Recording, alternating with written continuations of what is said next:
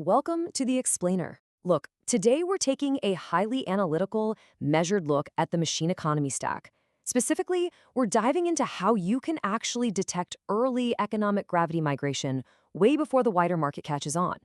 We're completely stepping away from those comfortable hindsight narratives today, and we're moving into rigorous, testable methodologies. So let's just dive right into this framework and see how we can spot structural shifts with clinical precision. Think about this quote for a second. Explaining market shifts after they happen, it's easy. It's a narrative vulnerability, a really comforting story, but it is absolutely not a deployable signal for serious capital allocators. True alpha requires you to state your assessment clearly, right out in the open before the outcomes are known. Okay, so here's our roadmap for today. We're going to hit 1, signal versus hindsight, 2, migration between sublayers, 3, the scoring discipline, 4, constraint versus value capture, 5, tracking public market proxies, and 6, detecting early investable signals. Let's get started.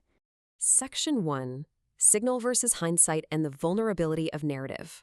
Bottom line, true alpha requires stating the assessment with clinical precision before the outcomes are ever known.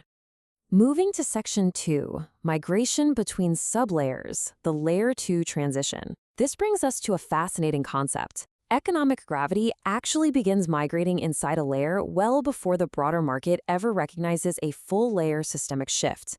Let's use Layer 2 of the machine economy stack as our worked example here. The initial AI trade was heavily centered on 2B compute infrastructure. We're talking accelerators, chips, memory, and the data center shells themselves.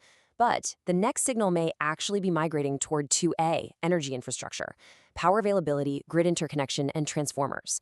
Now, what's genuinely interesting here is that this is not your generic tech versus energy debate. Not at all. It is a highly specific internal sublayer migration happening right inside Layer 2 itself. Section 3, the scoring discipline, filtering the noise. Obviously, we need a rigorous methodology to filter out all that market noise and avoid hindsight bias. Enter the scoring gravity loop. This literally forces a testable assessment. You start right at the beginning with the gravity assessment, naming the specific layer, the sublayer, the direction of migration, and setting a very strict review window. Then you move to evidence tracking, where you're checking real-world constraints and timing. Next up is the scored review. Was your reading strengthened, weakened, or unchanged? And finally, you sharpen the next reading. It's a continuous, ruthless loop that turns a theoretical framework from just a way of explaining the machine economy into a system for actually learning from it. All right, Section 4, Constraint versus Value Capture, the analytical core. As we track this evidence, we have to make a critically important analytical distinction between where an operational bottleneck sits and where the capital actually accrues. First, we absolutely must define constraint intensity with total precision. A constraint isn't measured by how many headlines it gets or how often people tweet about it. Energy becomes a genuine constraint only when interconnection queues physically start getting longer, when actual real-world projects are delayed because power simply cannot be secured, or when compute capacity literally exists but cannot be energized. That is operational reality, not just a narrative. And this leads us to arguably the most vital separation in our entire framework. Constraint gravity versus value capture gravity. Constraint gravity is where the deployment halts. It's the bottleneck. Value capture gravity, though, that is where pricing power, margin expansion, and true alpha actually accumulate. I really want to emphasize this heavily. Identifying a real constraint is definitely not the same thing as identifying where the money is made. For example, energy might fundamentally constrain the entire AI deployment, sure. But that does not guarantee that every regulated utility out there is suddenly going to capture the upside pricing power. You have to locate the alpha, not just point at the bottleneck. So let's actually apply this scoring discipline to our 2A energy reading. What exact operational evidence is going to strengthen or weaken our assessment?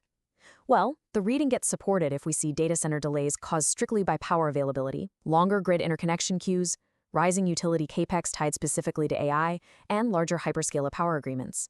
Conversely, the reading is totally weakened if accelerator supply just remains the dominant constraint, if semiconductor earnings revisions keep beating energy infrastructure revisions, or if compute simply retains stronger value capture. It's binary. It's testable evidence. Section 5. Tracking public market proxies. Applied methodology. The logical next step here is application. how do institutional allocators actually map this theoretical methodology to real-world financial instruments? Let's look at some Layer 2 public market proxies. For 2A energy infrastructure, a potential proxy is the First Trust NASDAQ Clean Edge Smart Grid Infrastructure Index Fund, ticker GRID. For 2B compute infrastructure, we can look at the VanEck Semiconductor ETF, ticker SMH. Now, to be crystal clear, these are not pure machine economy stack instruments, and they're absolutely not recommendations. They are imperfect instruments, and we're using them strictly for telemetry to observe where capital might be moving inside Layer 2. Here is the mechanical methodology for tracking them. And no, you don't just compare their unit prices. First, you set both to a baseline index level of 100 on your assessment date. Second, you track their relative performance over fixed windows, say 6, 12, and 24 months. Third, and this is the crucial part, you read this performance strictly alongside the operational evidence we discussed earlier. Relative price action means absolutely nothing if operational confirmation of the constraint isn't there backing it up. Section 6, detecting early investable signals, the attention lag. Because this right here brings us to the ultimate goal for allocators, detecting the earliest actionable signals. The attention lag test is where the absolute greatest opportunity lies. The divergence retains immense value if a constraint is operationally strengthening, but the broader market is still out there pricing the AI build-out mainly through accelerators and software. By the time the wider market finally catches on and aggressively reprices the relevant energy names, that window narrows fast. The structural direction might still be right, but the actionable timing? It's gone. True alpha is identifying that sublayer migration before the herd notices, not just casually saying, hey, energy matters in the future. So the crucial point boils down to this. Are you scoring your assessments before the outcomes are known? Are you actually separating the operational constraint from the value capture? I'll leave you with this question to really think about regarding your own methodologies. Is your current framework identifying true operational constraints before they move, or are you merely chasing past narratives in hindsight?